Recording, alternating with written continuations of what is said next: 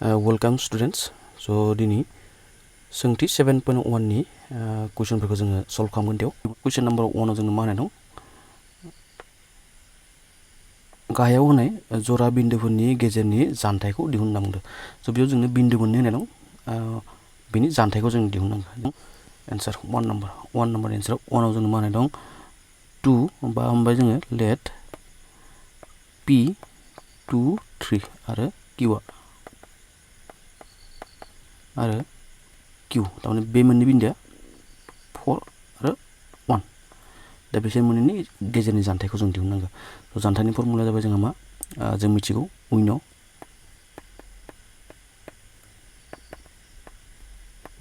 बा जों मिथिगौ दि pq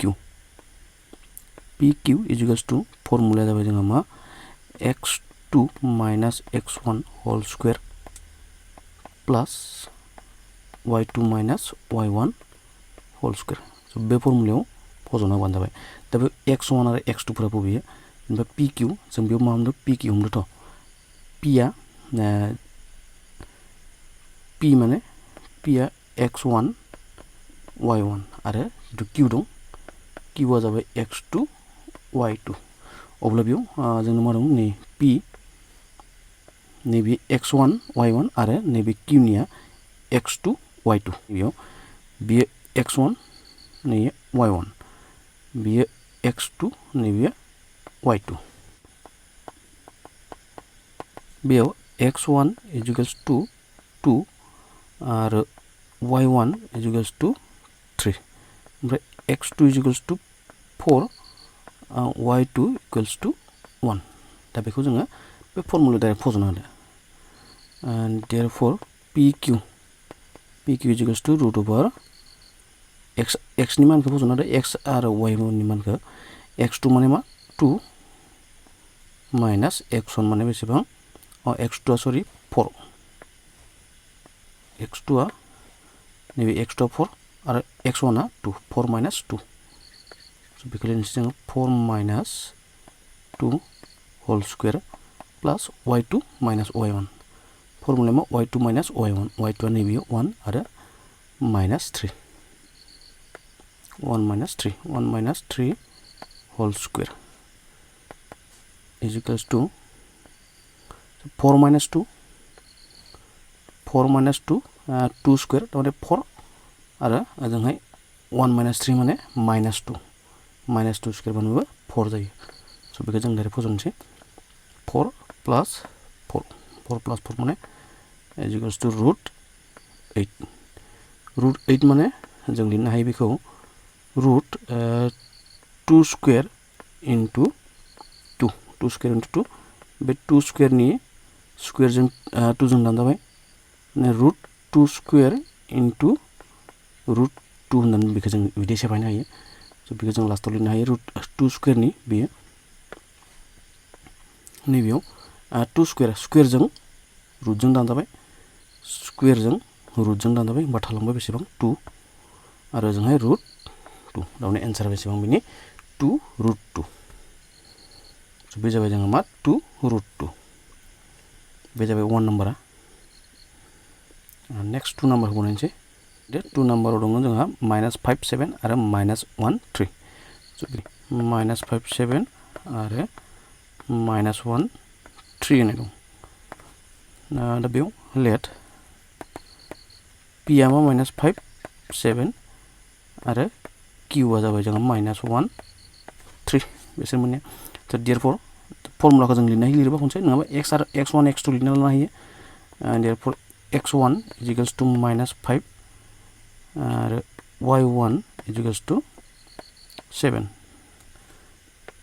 नैबे x1 आ माइनास 5 नैबे x1 आरो y1 आ नैबे xy ओमफ्राय x2 नैबे जासिगोन माइनास 1 ओमफ्राय y2 आ माइनास 3 स' बेखौ लिरना लादो x2 इजिकल्स टु मा माइनास 1 आरो y2 इक्वल्स टु मा 3 स' दानिया बेखौ फर्मुलायाव फज'नो देयरफर we know that जों मिथिगौदि मा pq इजिकल्स टु फर्मुलाया मा फर्मुलाखौ लिरोबा लिरनो हागोन लिराबाबो खोथा गैया डाइरेक्ट जों फज'नो हायो टेबोल लिरना लानोसै खनसे x2 minus x1 whole square plus y2 minus y1 whole square दा बेयाव फज'ना होदो x1 x2 नि मानखौ फज'ना होदो रुट x2 आ बेसेबां -1 माइनास x1 आ जाबाय जोंहा -5 सेकेन्ड ब्रेकेट होदो सेकेन्ड ब्रेकेट होनानै होल स्क्वायर होना होदो प्लास y2 minus y1 y2 आ जाबाय 3 माइनास y1 आ जाबाय 7 whole square so implies root को होदो -1 माइनास माइनास नैबेखिनिया -1 ओमफ्राय माइनास बे माइनासजों मा जासिगोन प्लास जासिगोन -1 प्लास 5 -1 प्लास 5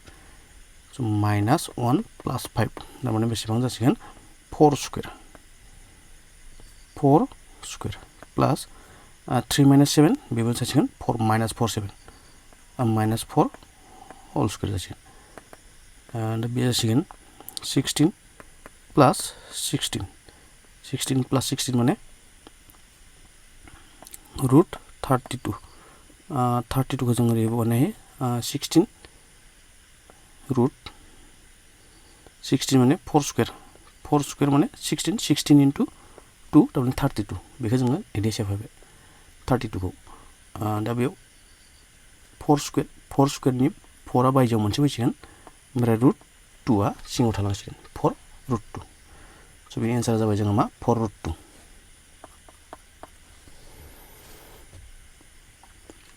बे जाबाय 2 नाम्बार नेक्स्ट दंबावो जोंहा 3 नाम्बार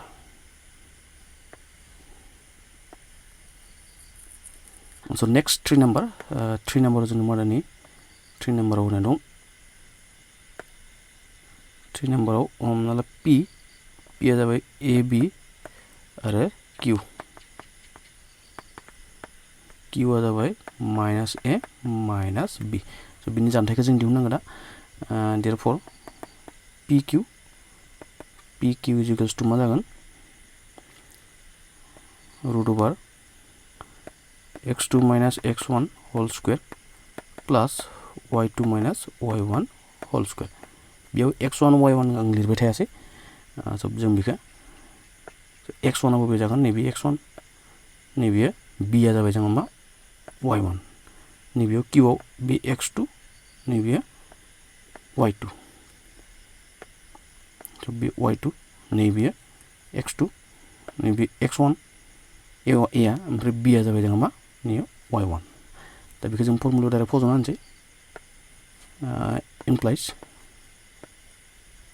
x2 माने जोंहा -a माइनास x1 आ जाबाय a whole square plus y2 माने -b माइनास y1 आ जाबाय जोंहा मा b whole square minus a मा जागोन minus twice a whole square जासिगोन whole square plus minus b मा जासिगोन minus twice b whole square equals to बे जाबाय जोंहा 4a square plus 4b square 4 को जों कमन लाबाय गासैनि ओरैबो 4 को कमन लाबाय तारमाने 2 square a square plus b square दा बे 2 स्क्वायर नि 2 आ बायजोआव फैसिगोन माने बे ओरै जासिगोन जों जुदि 2 स्क्वायर को एक्सट्रा सोफायो ओमफ्राय root a square plus b square होमबा बे 2 जों रुट जों दानजाबाय 2 थाबाय root a square plus b square स' बे आन्सारा बेखिनियानो